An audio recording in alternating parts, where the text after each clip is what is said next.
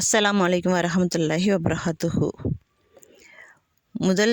வாழும் பொழுதே சொர்க்கவாதி என்று அறிவிக்கப்பட்டவரும் நபி ஸல்லல்லாஹு அலைஹி வஸல்லம் அவர்களின் உம்மத்தினர்களில் முதலில் சொர்க்கம் செல்லக்கூடியவருமான அபூபக்கர் சித்திக் ரலியல்லாஹு அவர்கள் எத்தனை சிறப்பு வாய்ந்தவர்கள் என்றால், அவர்கள் ஒவ்வொரு நிமிடமும் அல்லாஹ்விற்காக மிகவும் பயந்து வாழ்ந்தவர்கள்.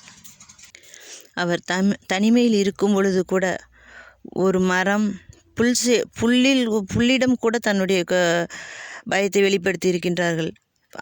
பிராணிகளிடம் கூட தன்னுடைய பயத்தை வெளிக்காட்டியிருக்கிறார்கள்.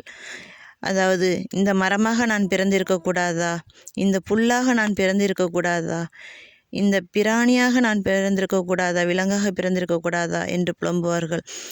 புல்லாக பிறந்திருந்தால் ஒரு விலங்கின் பசி தீர்க்க நான் உதவி இருப்பேனே, ஒரு மரமாக பிறந்திருந்தால் பிறருக்கு நிழலாக இருந்திருப்பேனே, இந்த விலங்காக இருந்திருந்தால் பிறரின் பசியார உணவாக இருந்திருப்பேனே என்று அதிகம் புலம்புபவர்களாக, இறை அச்சம் கொண்டவர்களாக இருந்திருக்கிறார்கள்.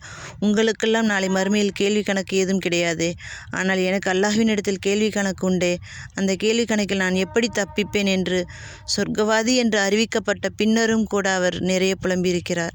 அத்தகைய இறை அச்சம் உடையவர் அபூபக்கர் சித்திக் ரலியல்லாஹு அவர்கள். இன்று நம்மில் எத்தனை பேர் அப்படி இருக்கின்றோம்? சற்று யோசித்து பார்ப்போம்.